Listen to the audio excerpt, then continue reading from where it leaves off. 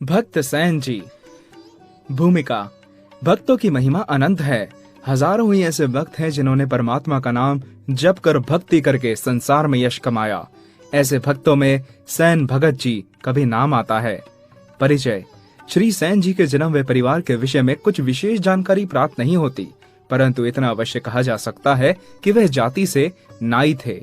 San जी के समय में भक्ति की लहर का जोर था। भक्त मंडलियां काशी व अन्य स्थानों में बन चुकी थी। भक्त मिलकर सत्संग किया करते थे। सैन नाई जी एक राजा के पास नौकर थे। वह सुबह जाकर मालिश व मुट्ठी चापी किया करते थे। एक दिन संत आ गए। सारी रात कीर्तन होना था। प्रभु भक्ति में सैन जी इतने मग्न थे कि उन्हें राजा के पास जाने का ख्याल ही न रहा। संत सारी रात कीर्तन करते रहे। राजा ने सुबह उठना था और उसकी सेवा होनी थी। अपने भक्त की लाज रखने के लिए भक्तों के रक्षक ईश्वर को सैन जी का रूप धारण करके राजा के पास आना पड़ा। भगवान ने राजा की सेवा इतनी श्रद्धा के साथ की कि राजा प्रसन्न हो गया। प्रसन्न होकर उसने अपने गले का हार उतारकर सैन जी के ब्रह्म में भगवान को दे दिया। भगवान मुस्कुराए और हार ले लिया। अपनी माया शक्ति से उन्होंने वह हार सैन जी के गले में डाल दिया और उनको पता तक ना लगा।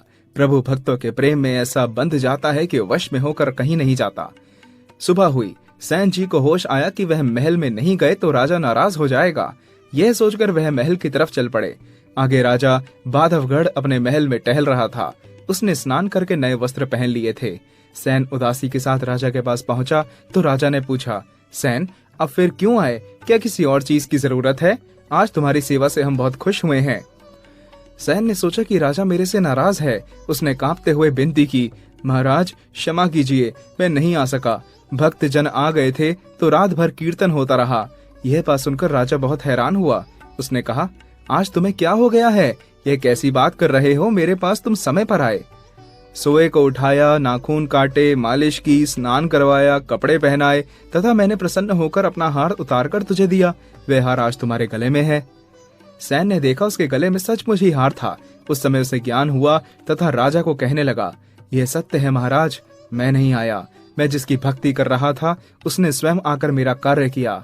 यह माला आपने भगवान के गले में डाल दी थी और भगवान अपनी शक्ति से मेरे गले में डाल गए। यह तो प्रभु का चमत्कार है।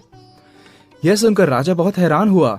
वह सैन जी के चरणों में नतमस्तक होकर कहने लगा, भक्त जी अब आपको राज्य की तरफ से खर्च मिला करेगा। अब आप बैठकर भक्ति किया करें। ऐसे हुए भक्त सैन नाई जी। कबीर और रविदास जी की तरह आपकी महिमा बेअंत है।